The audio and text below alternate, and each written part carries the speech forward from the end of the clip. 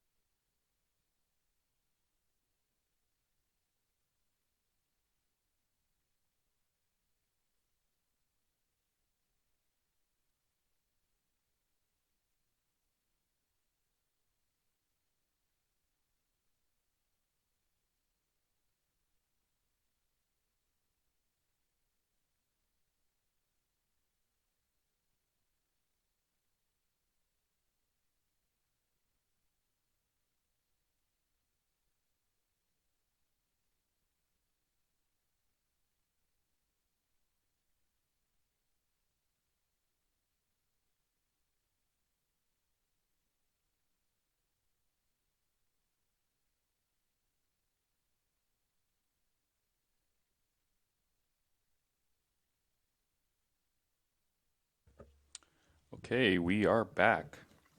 Good morning, everyone, and welcome to the live webinar for the State Water Board's Draft Proposition 1 Stormwater Grant Program Guidelines for the Round 2 solicitation. My name is Damon Badial. I am the Senior Engineer over the Stormwater Grant Program. Here with me today is also Megan Tosney, who is the Chief of the Bond Section in the Division of Financial Assistance. Megan oversees both the stormwater and groundwater funding programs in the section. Also with us is Spencer Joplin. Let me say that again, Spencer Joplin. who is one of the engineers in the Stormwater Grant Program. So the plan today is we have a 2-hour time slot for the webinar. So it should give us plenty of time to go over the presentation material and have a question and answer session at the end. Also a reminder that the webinar is being recorded and will soon be available on our webpage.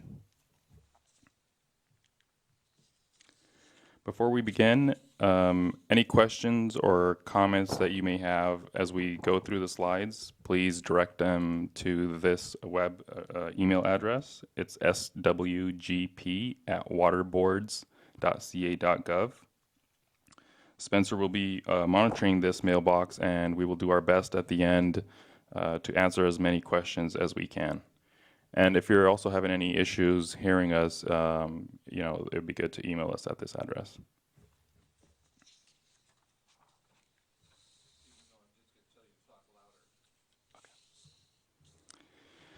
Okay, just starting with some background information. In November of 2014, with the approval of Proposition 1, the State Water Board was allocated $200 million for the planning and implementation of multi-benefit stormwater management projects. Because this was a new bond, staff spent the next year or so developing guidelines that would establish eligibility criteria, outline the solicitation process, develop criteria to evaluate, score, and select eligible proposals, and establish requirements for funded projects. These guidelines were originally adopted by the State Water Board on December 15th, 2015. And under the guidelines, eligible applicants for this funding include public agencies or public utilities, nonprofit organizations, mutual water companies, state and federally recognized tribes. So it was envisioned that the Proposition 1 funding would be administered in 2 solicitation rounds. The first round, which included both planning projects and implementation projects, was completed in 2016. So under the first round, the State Water Board awarded about $10 million for standalone project-specific planning projects, including things like preparation of design plans and environmental documentation. We also funded the development of stormwater resource plans, which are mandated by SB 985 and required for projects applying for voter-approved bond funds after 2014. In addition, about $113 million was awarded in total for implementation projects, including green infrastructure projects, stormwater capture and use projects, and stormwater treatment facilities. An important note on this slide, the $113 million also included some older bond funds that were awarded as part of the Prop 1 solicitation, and those funding pots are noted there on the bottom of the slide. So on to the reason why we're here today, to discuss the proposed amendments. So now that most of round 1 projects are underway or near completion, we are preparing for the next solicitation round to award an estimated $100 million in remaining Proposition 1 and older bond funds. In anticipation of the next round, we have proposed amendments to the existing guidelines that address project eligibility, grant maximums, the solicitation process, new requirements for funded projects, and the proposal questions and scoring criteria that we have revised. So this bulleted list here also serves as an outline for today's presentation, so we'll be going through each one of these individually. So starting with the project eligibility, we want to first clarify that the types of projects eligible for funding have not changed. Projects still need to be designed to infiltrate, filter, store, treat, or retain stormwater and/or dry weather runoff. Preference is going to be for capture and use projects that include multi-benefits, similar to the first round. And the types of benefits that a project can claim include water supply, water quality, flood protection, environmental, and community benefits. Having said that, a clarification we are making is that projects that claim water supply or water quality as their primary benefit will generally score higher in the benefits category of the scoring criteria. An important note here is also that the primary benefit has to be quantifiable, and that's the same as the previous round.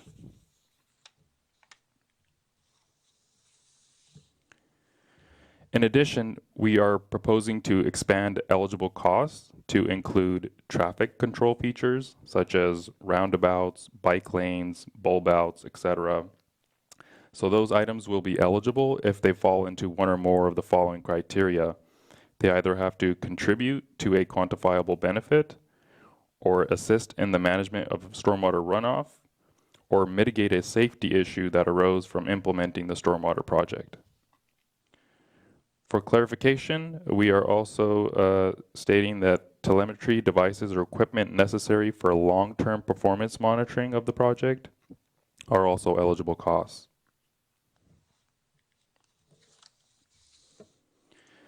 The guidelines also include the eligibility of nature-based projects, which are projects that create green space, reduce greenhouse gas emissions, promote community engagement, and restore native habitat. Although the term nature-based projects is new, the types of projects are not. These types of projects were eligible under the round one. We have essentially just grouped the benefits and renamed a category and created the nature-based category.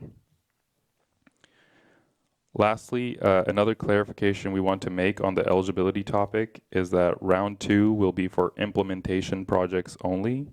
So standalone planning projects will not be eligible as they were during the first round. So moving on to the grant maximum topic and the proposed amendments there. Because we expect the next solicitation round to be the last round for Proposition 1 funds, and for that reason we're expecting a very high demand for the limited funding, we want to ensure that the remaining funds are spread out to help as many applicants as possible, especially applicants that may not have received funding during the previous round. To make that happen, we propose to change the way the funding maximum is applied from a per project basis to a per agency basis. We also intend to apply this agency maximum across both the first round and the second round combined. So in other words, if your agency has received funding during the round one solicitation, it will impact or reduce the amount of funding you may be eligible for during the round two solicitation. The funding cap, you'll notice, has remained the same. It's still 10 million. However, we are including some flexibility in the guidelines to give us the ability to revert back to applying this maximum on a per project basis if for some reason we don't receive enough high-ranking proposals.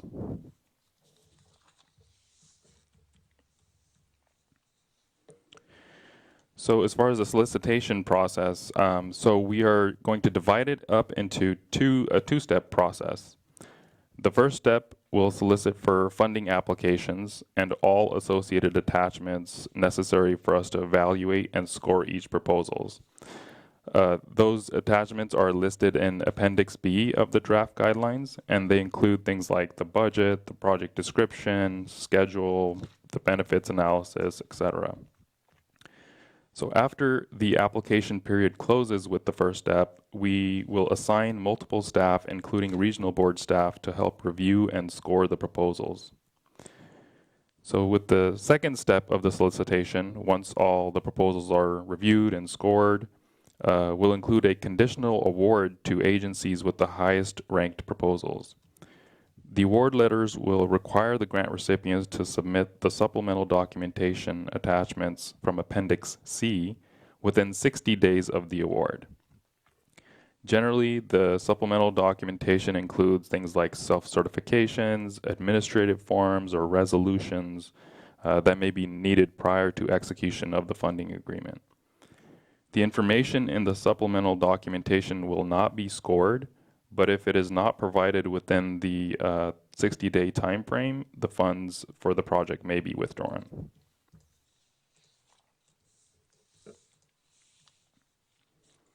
Okay, moving on to the new requirements that we have included.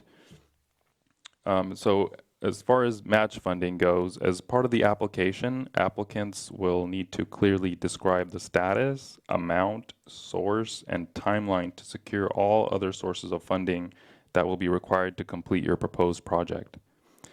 It's important that the timeline you provide is as accurate and realistic as possible because your proposals will receive points based on readiness to proceed. It may be tempting to be optimistic in your timeline, but if the applicant significantly deviates from this timeline, it may jeopardize the awarded funding for the project. And we've had scenarios like this happen with the previous round, and we had to withdraw the funding for those projects. So readiness to proceed is another new requirement that's significant for round 2 projects. And to ensure that projects are completed within the timeline of the funding appropriation, we will be requiring CEQA documentation, permits, any easements or land acquisitions that are needed to be completed and secured within 6 months of the funding award. Failing to meet this timeline may result in withdrawal of the funding award. In addition, with the exception of disadvantaged communities, we intend to withhold all disbursements on all funded projects until the recipient has complied with this requirement.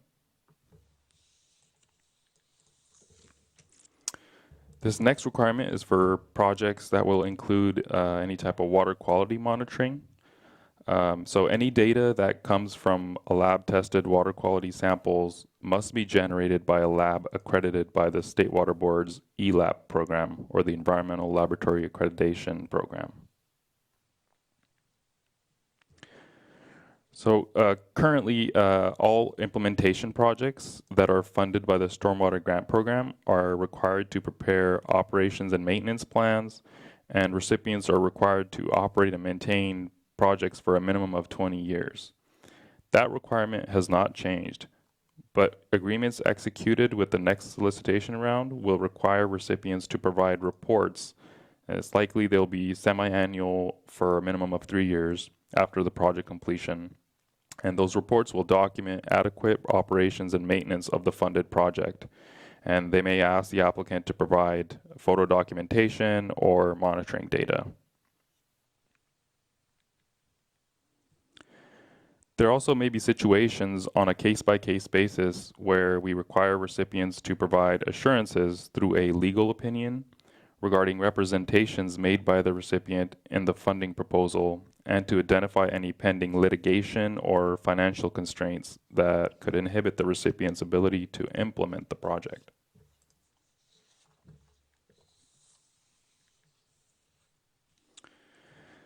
So moving on to the proposal questions and attachments. The proposal questions and the list of attachments for the most part should look similar to those in the current guidelines.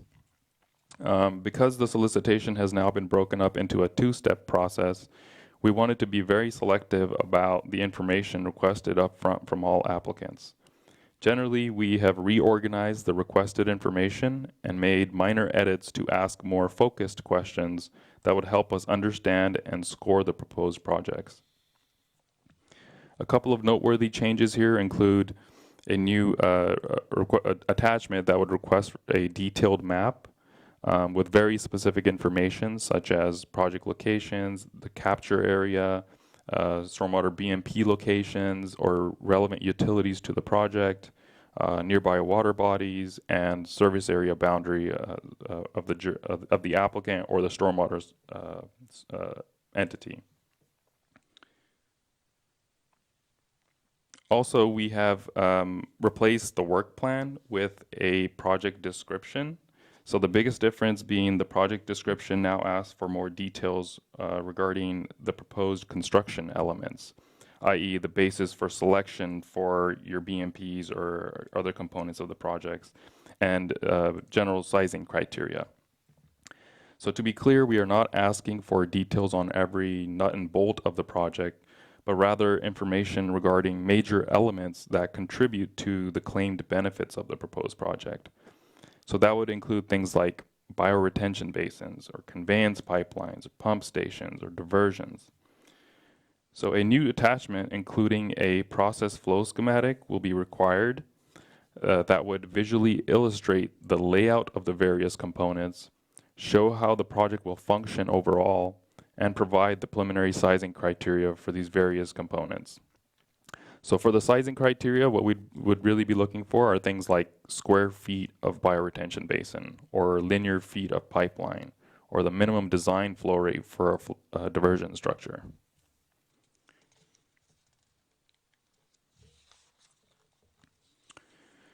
So with the scoring criteria, what we've done is we've restructured it.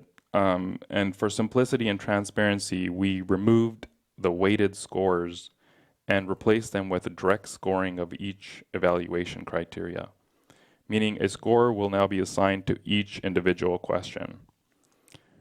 We included also points in the scoring criteria for readiness to proceed, depending on the timeline for completing and securing match funds, design plans, CEQA documents, permits, easements, etc. Projects that claim to have nature-based project benefits, i.e. creating green space, reducing greenhouse gas emissions, will also receive additional points. Projects that propose multiple uses of captured runoff, i.e. Groundwater recharge and irrigation all within one project, will receive additional points. Projects that propose to use the captured runoff at multiple locations, i.e. irrigation at a street median or dry wells at a nearby park, all in one project, will also receive additional points. Projects that 100% benefit a severely disadvantaged community will receive points. Proposals also that have secured support letters from the local community, regulators, funding partners, or landowners that are involved in the project will also receive points. And lastly, we've included points for cost effectiveness, which will be measured in terms of dollars per acre foot of captured, treated, or infiltrated volume of stormwater over the life of the project.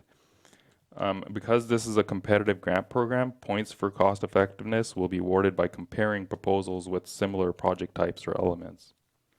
And attachment 7 that's included with the application, you'll notice it's a table that's very similar to the one that was submitted with the round 1 solicitation, or was part of the round 1 applications.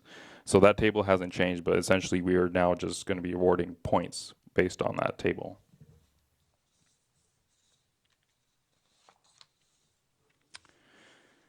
So the next steps here, so we have posted the draft guidelines and the notice as of August 16th. The informational webinar obviously is today. So we have a deadline to submit written comments on the guidelines by the 20th of this month, which is Friday at noon. And so you can, reference the public notice on, what exactly you need to do to get your comments in. Also, we have a State Water Board meeting scheduled for October 15th, where the board will consider adoption of the draft guidelines. And then, assuming that the board adopts these guidelines, we plan to open the solicitation by the end of this year.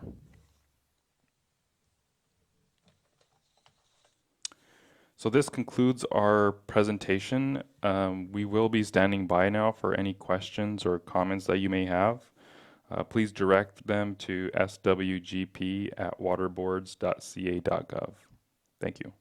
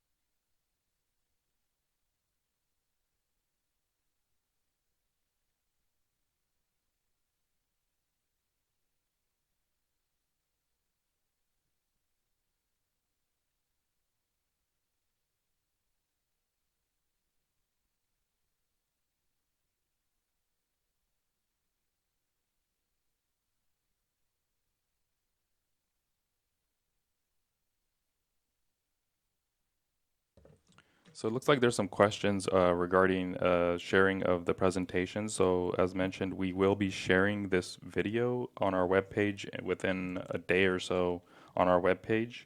But if you want to send me an individual email, my email address is right there. It's damanvir.badial@waterboards.ca.gov. I can send you over a PDF version of the slides today.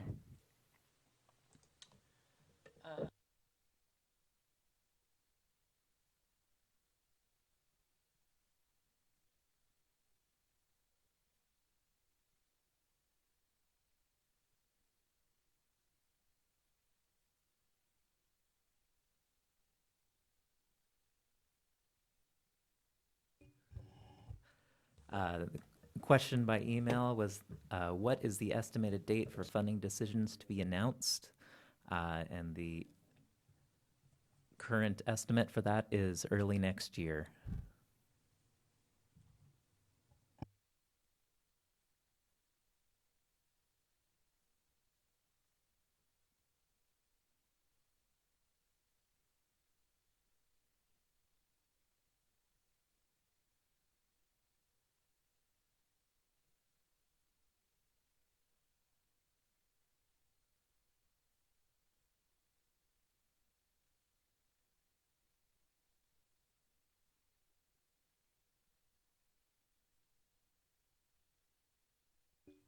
Uh, next question is, for the grant maximum, will that include all sources such as ASBS and DAC, or will they have different elements? And the second part is, will the grant maximum include partners on grants, such as a county on a city project? So for the first question, the answer is it'll be the same for everyone. The grant maximum does not change. For the second question, Will that include partners? so yes, but I mean, really it applies to the applicant, whoever the recipient is for that funding.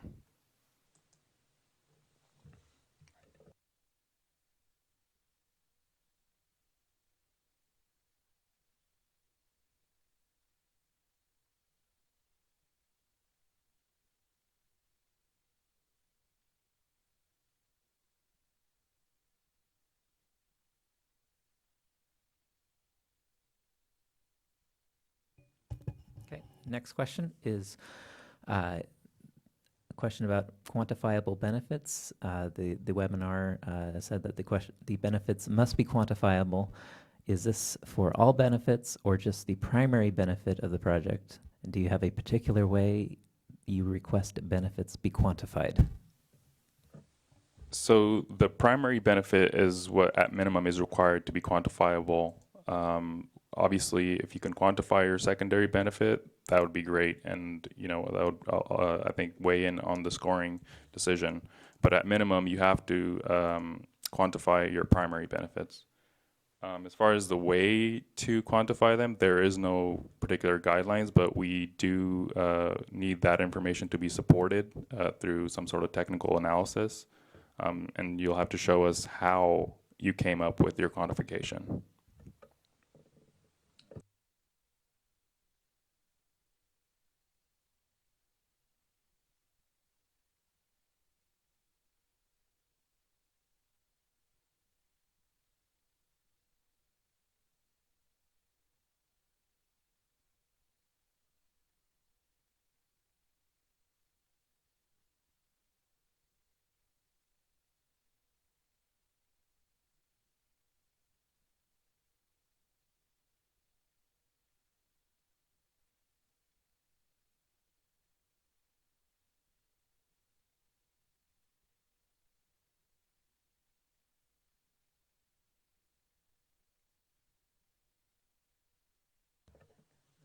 So it sounds like we're also getting a lot of project-specific questions through our email. So I just want to put out there that we will respond individually to those folks.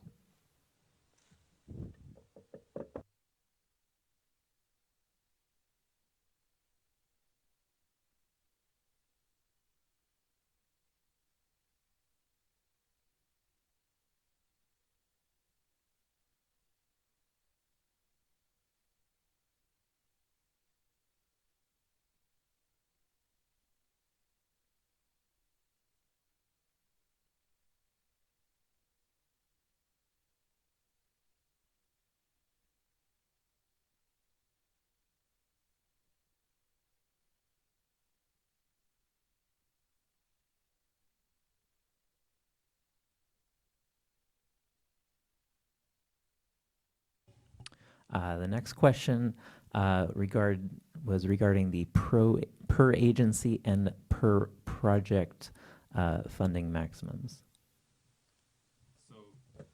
So I think maybe there was some trouble in the transmission there, but we meant per project and per agency. It speaks to this slide here, which basically, our grant maximum is $10 million, but with the first round, it was being applied on a per project basis. So every project was capped at $10 million as far as the grant funding goes. So now what we're doing is applying that 10 million on a per agency basis. And it's across both the round one and round two solicitations. So like I had mentioned, if an agency applied and received grant funding with round one, then they will be eligible for a reduced grant amount for the round two solicitation up to that 10 million cap.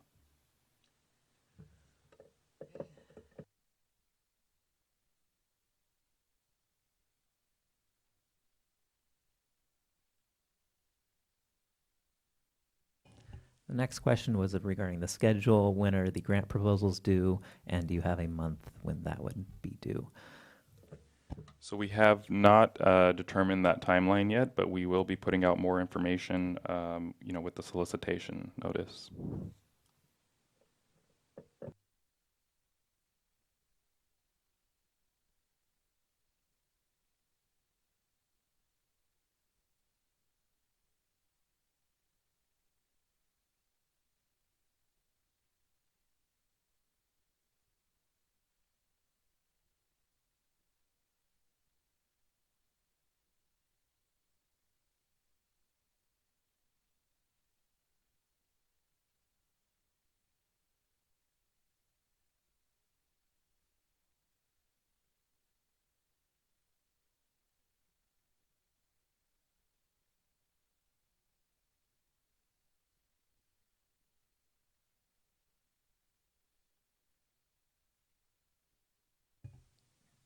Okay. The next request was to elaborate a bit more on the quantifying of benefits.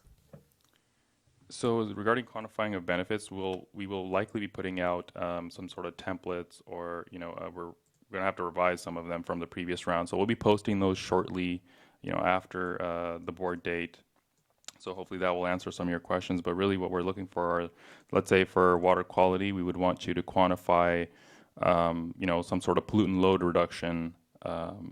So you have to tell us like what type of contaminants and the amount that concentrations that you'd be reducing through treatment of the stormwater.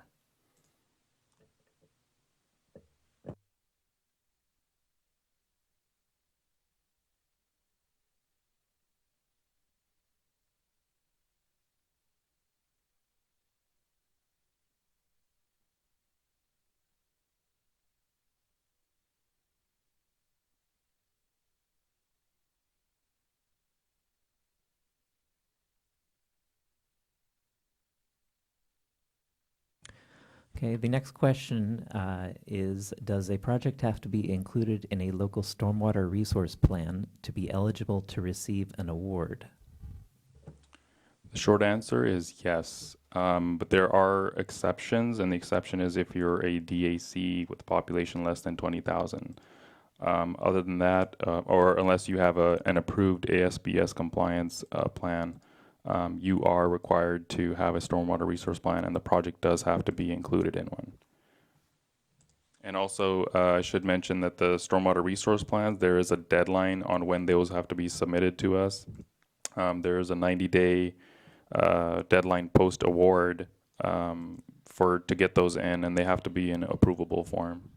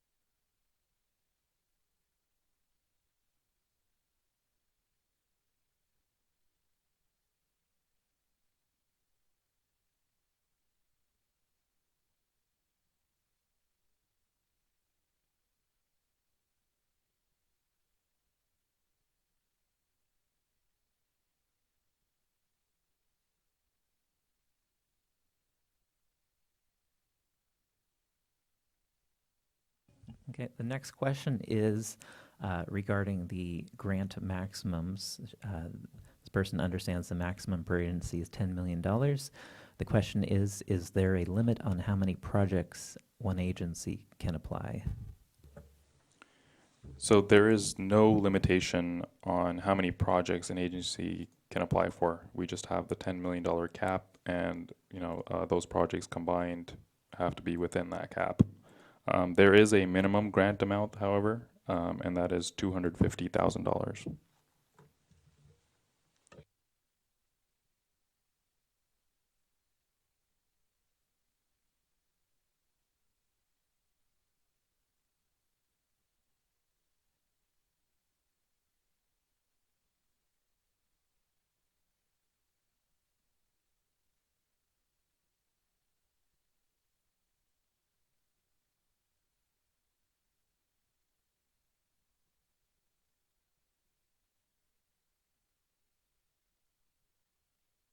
Okay, the next question is a follow-up to the need to have a project included in a local stormwater resource plan. The question is, can you elaborate on what you mean by approvable form and who will conduct the approval? So the State Water Board does a concurrence on the stormwater resource plans that are submitted. So the Stormwater Grant Program Unit will be doing that review and concurrence. And so we will be, once they're submitted, we will look at the self-certification checklists that are submitted and make sure that the stormwater resource plans have addressed the water code requirements. Also,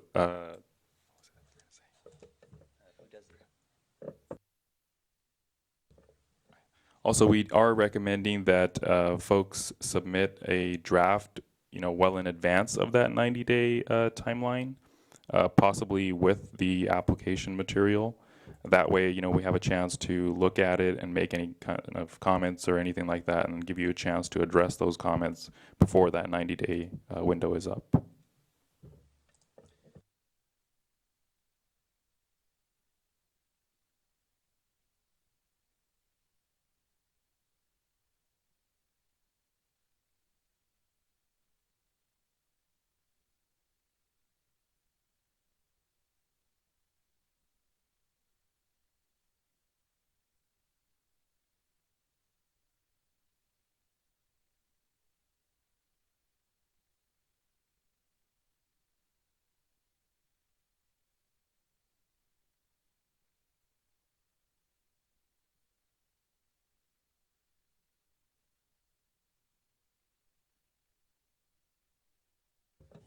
Okay, the next question is, can a single project owned by the same agency receive grant funding from more than one program under Proposition 1, for example, from the groundwater and stormwater grant programs?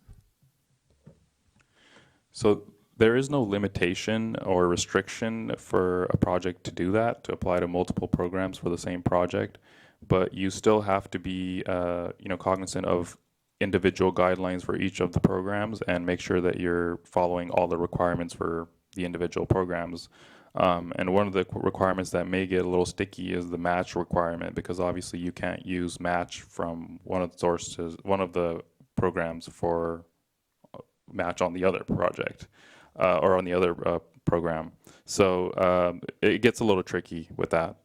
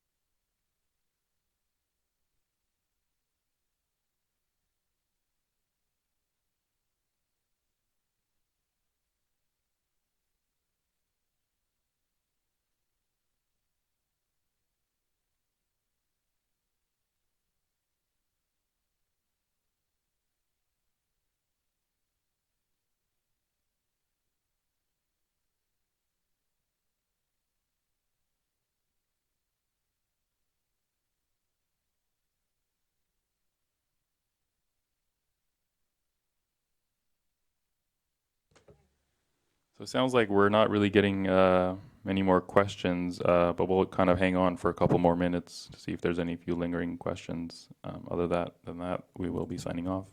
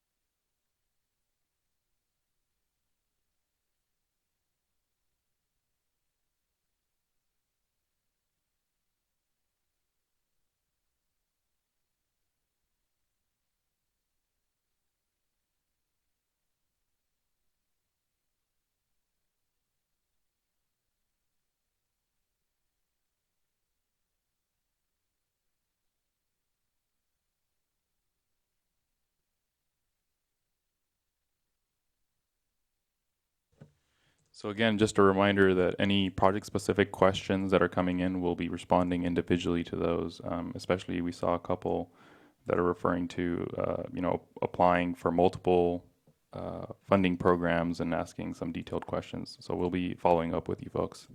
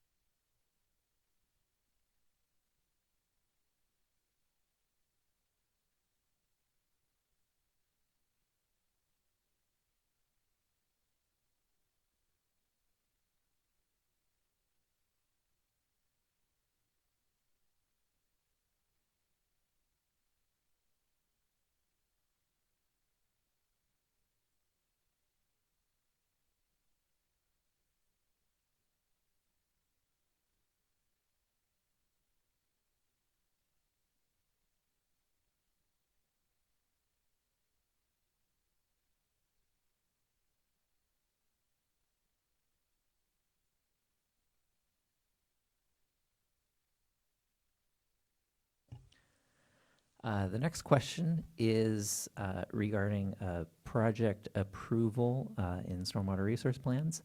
The question is approval of the project by an IRWMP sufficient as opposed to being listed in the latest IRWMP or stormwater resource plan?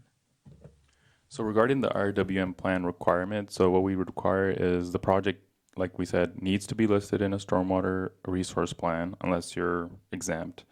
And then we would want that stormwater resource plan submitted to your local RWM group for incorporation into the plan to satisfy the RWM requirement. Hopefully that clarifies that question.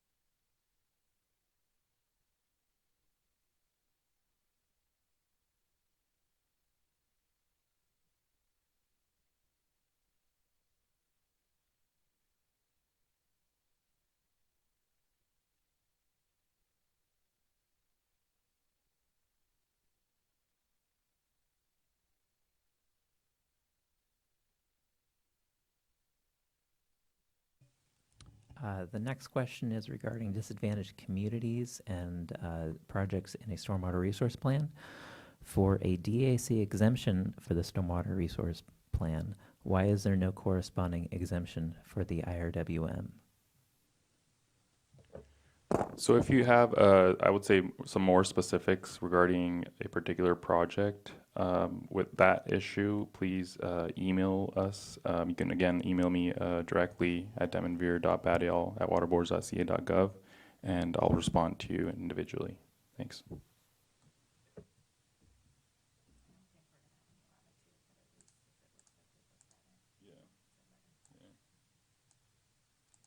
Another question here. Thanks. Can we please have a copy of your slides? Okay.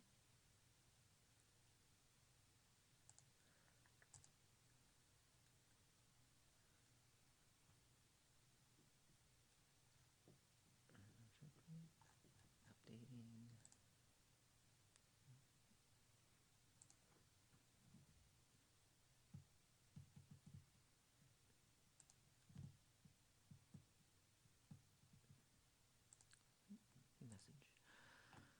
We would like to know if the draft expected timeline for the Prop 1's SWGP is likely to change with the final guidelines for the program. So there's a timeline in here. Oops. Okay.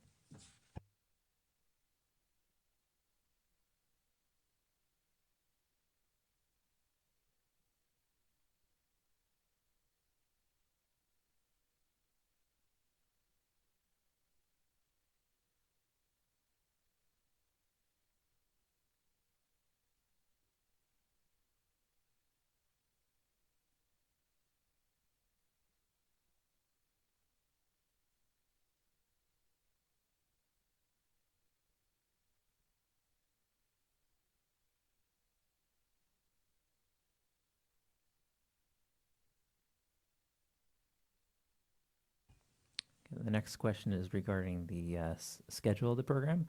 We would like to know if the draft expected timeline for the Prop 1 guidelines is likely to change with the final guidelines for the program. So we don't expect it to, but it can if there are delays to the solicitation. So we do realize that, if there are delays there, that it could impact this schedule, and it may need to be adjusted.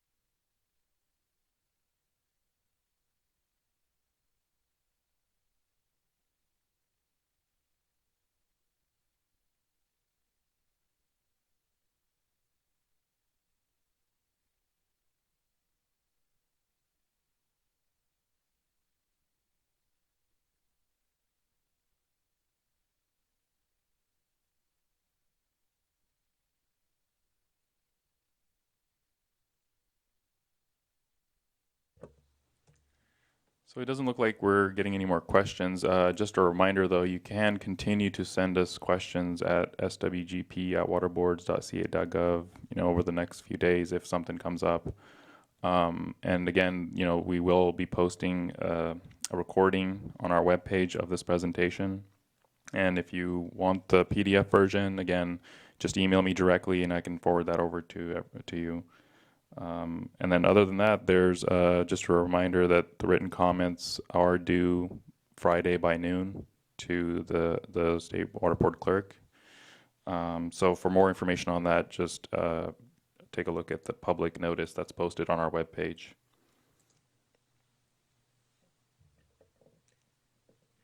With that, thank you, everyone. This concludes our presentation for today. Thanks.